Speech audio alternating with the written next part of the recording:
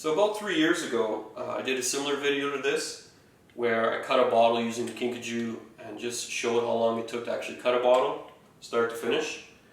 A lot of things have changed in the last 3 years. The Kinkajou's had a few upgrades. Our separation system now uses these ties, which makes it a lot easier. And our finishing process now, we have diamond pads, which helps get that nice polished finish that everybody wants. And I thought it was probably time to update the video. Back in the original video, I had used an iPhone with a timer just to kind of show how long it actually took. I also wanted to show that the video wasn't being edited in any way. It was just, continuous video. So I thought, let's do that again. This time we'll just use an iPad, and let's get started.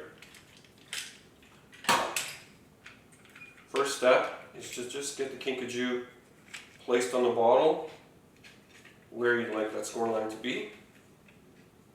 Once it's on there, you can drop the blade. You only want to go around once, and until you hear that click right there, it means you've gone around the bottle once and you basically ended up right where you started. Second step is to put on these separation ties. They don't need to be very tight. What you want to do is line them up on each side of that score line. If you don't use a separation system like a tie like this, what will happen is the hot water that we're about to use will just crack the bottle everywhere. So once those are on where you need them to be, I'll turn on a little bit of cold water here. This water's been recently boiled, so it's still very warm. It's important that you use boiling water.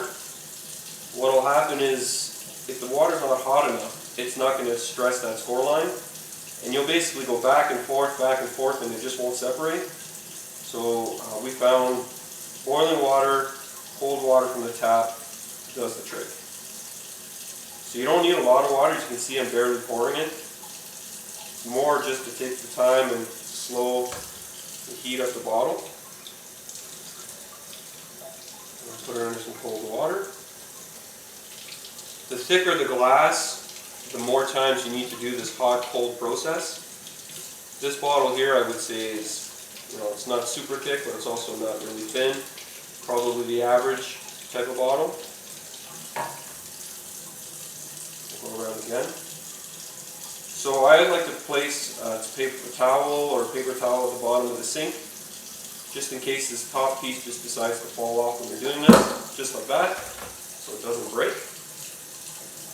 So now that we're done with that, we want to remove the ties. Next step is the sanding pads.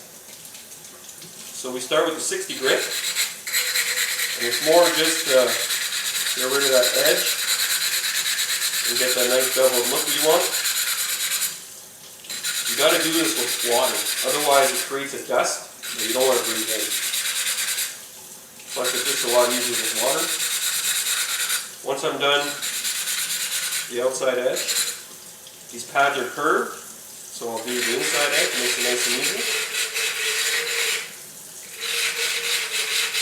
There are other diamond pads on the market, not specifically for bottles, so they don't have this curved edge. It just makes it a lot harder to get into the bottle. And then we'll just do the surface.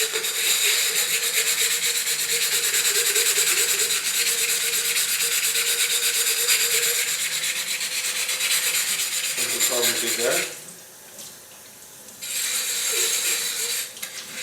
So what I like to do is use a paper towel and just dry it off after you're done that 60.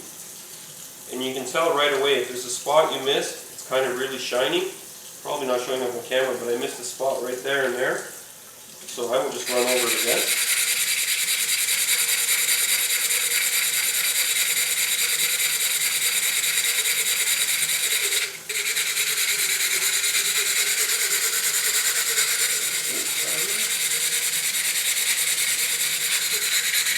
Okay, I think that'll be good.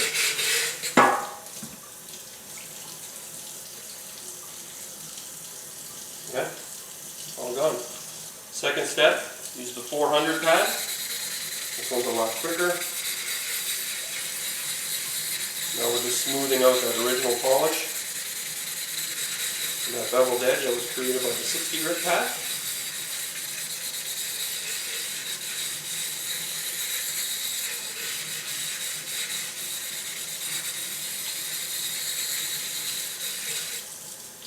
Okay, and then the last step is a piece of 200 grit, or sorry, 2000 grit. Also comes in the sanding kit with those pads. The step's fairly quick. It's just going around for 30 seconds just to kind of clean it up. I think we're probably done. We'll rinse that up. We'll use the paper towel. Stop the timer. Just over 5 minutes. And there you go. Gorgeous looking glass, beveled edge. Let me see if I can get this focused in here for you.